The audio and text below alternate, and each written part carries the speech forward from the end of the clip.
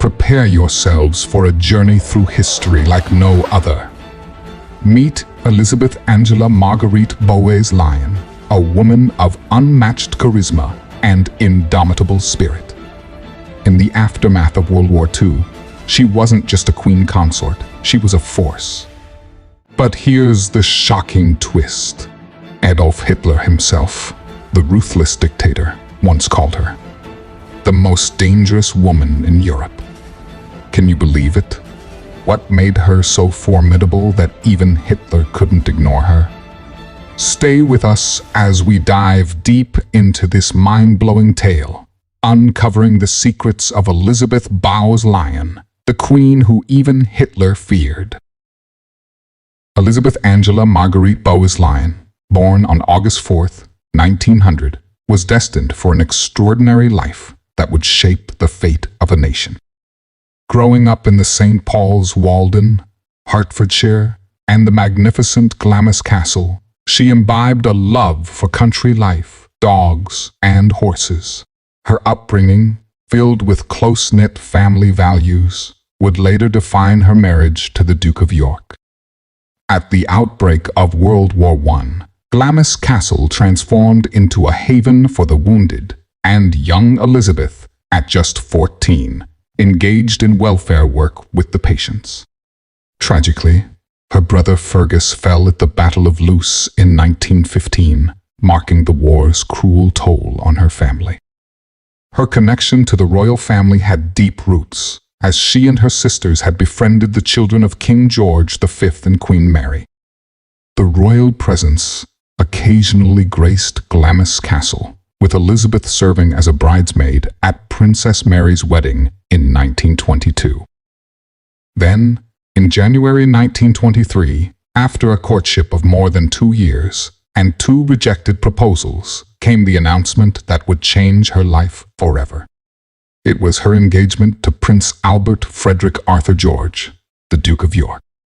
They married on April 26, 1923, at Westminster Abbey. Together, they had 2 children, Princess Elizabeth, born in 1926, and Princess Margaret, born in 1930, with whom they lived a quiet home life. Home was a sanctuary for Albert, who had grown up afraid of his father, distant from his mother, temperamental and afflicted with a stammer. However, this seemingly idyllic life was soon overshadowed by a seismic event. In 1936, Prince Albert, Duke of York, became King George VI, following his elder brother Edward VIII's abdication. Edward's decision to marry American divorcee Wallace Warfield Simpson thrust Albert into the unexpected role of king. The abdication strained family relations, and Queen Elizabeth never fully forgave the Duchess of Windsor, believing the stress of the throne had shortened her husband's life. Yet, when the clouds of World War II gathered over Britain, Queen Elizabeth's role came to the forefront. Her public image as a charming figure in pastel dresses and flowered hats belied her true strength. When invasion seemed imminent and bombs pounded cities around the country, she rejected Winston Churchill's advice that the family take refuge in Canada. In her words, she said, "The children could not go without me, and I could not possibly leave the king, who would never go." She instead practiced with a rifle at the palace grounds. With the king, she toured the war-torn East End of London, offering support during German air raids. And in a response to a suggestion that dark clothing would be more appropriate than her usual pastels and high heels for a bombsite tour, she responded, "They would wear their best dresses if they were coming to see me." Later, when bombs finally hit Buckingham Palace, she said, "I'm glad we've been bombed. It makes me feel I can look at the East End in the face."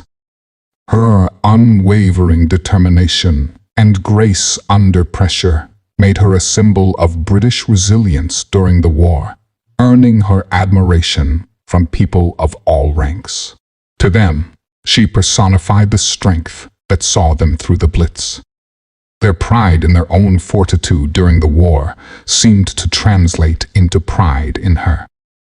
It was her role in boosting British morale that led Adolf Hitler to dub her the most dangerous woman in Europe. The respect and affection they won helped lift the shadow cast on the monarchy by a king who chose private happiness over public duty as the nation moved toward war. Without her, many doubt that her shy, stammering husband Albert could have managed when he was thrust unexpectedly onto the throne as King George VI by the abdication of his elder brother Edward VIII in 1936. After the war, King George VI's health deteriorated, and Queen Elizabeth was widowed at 51. Her elder daughter, Princess Elizabeth, ascended to the throne, carrying on the legacy of her mother. Queen Elizabeth, now known as Queen Elizabeth the Queen Mother, continued to inspire affection and play an active role in public life for another remarkable half-century, until her death on 30th of March 2002, aged 101.